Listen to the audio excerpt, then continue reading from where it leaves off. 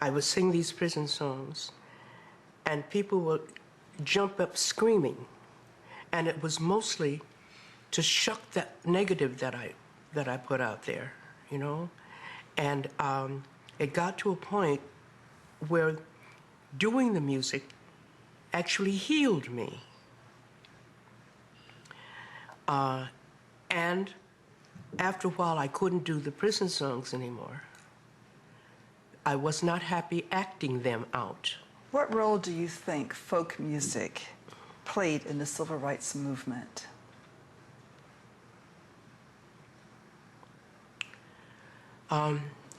Interesting question. It was central. It was music from those who went before. The music gave them strength, and the music gave us strength to carry it on.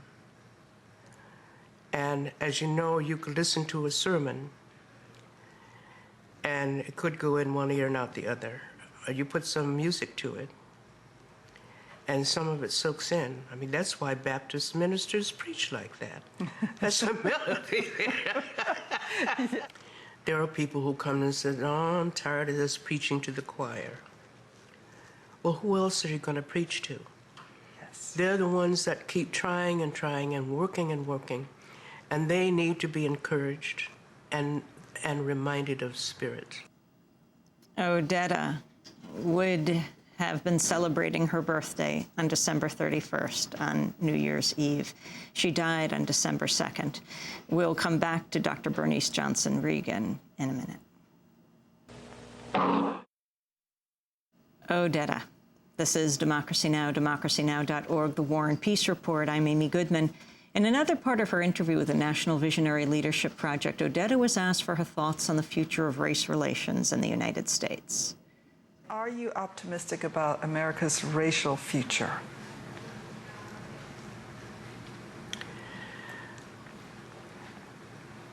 With the incredible ingenuity that the bad guys have at changing up on the rules, I just know it's going to be a very long struggle. And I have to believe that we're going to reach some point, because I can't give it over to them. I can't just lie down and say, just step on all over me. So I have to have some kind of confidence in the fact that inch by inch, foot by foot, day by day, we will improve this thing. I interviewed Odetta in 1986. It was December 20th. I was doing a show called Speaking for Ourselves on NPR here in New York on WNYC. She came into our studio, and I asked her about joining Dr. Martin Luther King Jr. for the Selma, Alabama March of 1965. I did not march. I was one of the souls brought in at the end of the march. We're called in with the music to help bolster the spirits, or to hold like a communion together. I twice tried to be a joiner and belong to a group, because I know you need to do that in order to affect anything.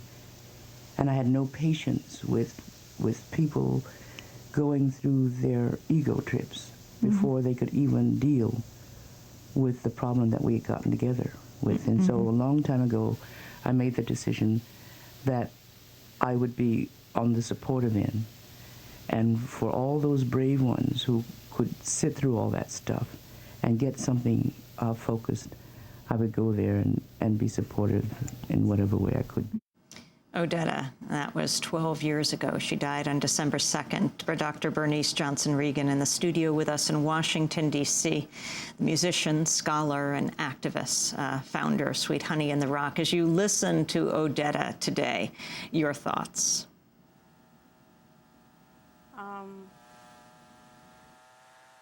As I listened to her voice, I remembered that the first time I met her was in 1963, and there was a television show in New York with the Freedom Singers, Bob Dylan and Odetta.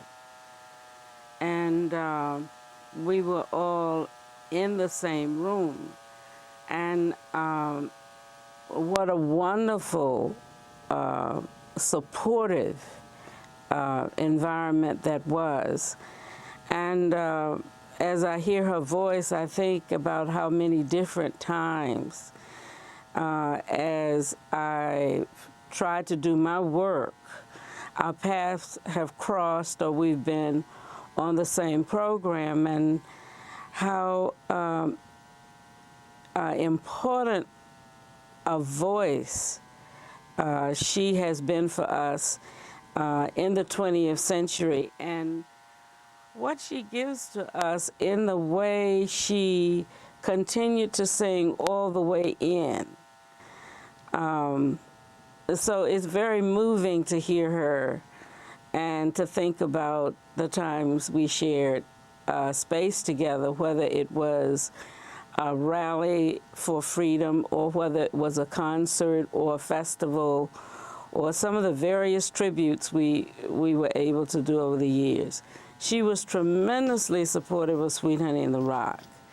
You performed with her in 1963 with the SNCC Freedom Singers and Bob Dylan?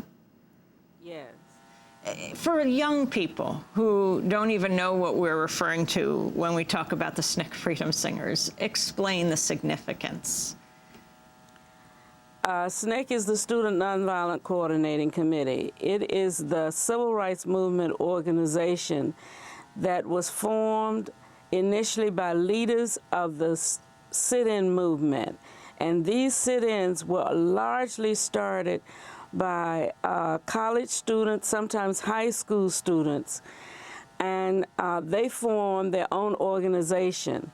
In Albany, Georgia, the first organizers who came to try to register people to vote, because Albany sits in a black belt area, were three SNCC organizers: Odetta Reagan, who are married, Charles Sherrod, who stayed in Albany and is still there, and Charlie Jones.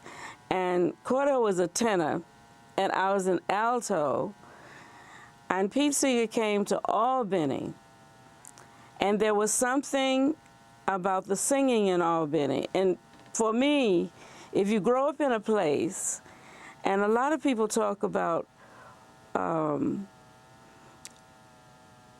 the songs, but when you think about the civil rights movement and music, it is not at all, can't be expressed as a song. It is basically the singing and the power of the singing. Songs are the vehicle through which that power can be channeled. And Pete Seeger talked about the kind of singing he ran into in Southwest Georgia in those mass meetings, and he suggested to SNCC that they should start a group. And he talked about the Weavers and the Almanac Singers as an example. And Odetta Reagan formed the group of the Freedom Singers. We started December 31st, 1962, and we performed throughout 63. And there was a second group that continued after that first group, but it was during 63 that I met so many of the musicians who made up what was then called the folk song movement. There were folk festivals all over the place, and Odetta and Bernice, Bob weren't you Dylan kicked were out? major people there. Weren't you kicked out of Albany State College for protesting and being jailed during the civil rights movement? Were you expelled? Yes, when I opened, I said that I was one of the student leaders in Albany, and I was jailed December 61. And as a result, I was suspended from Albany State College.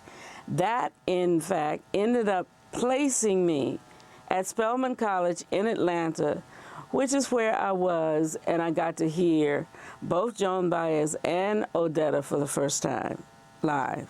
So I interrupted when you just came to the point where you were singing with Bob Dylan, with Odetta, and the SNCC Singers. Yes. Those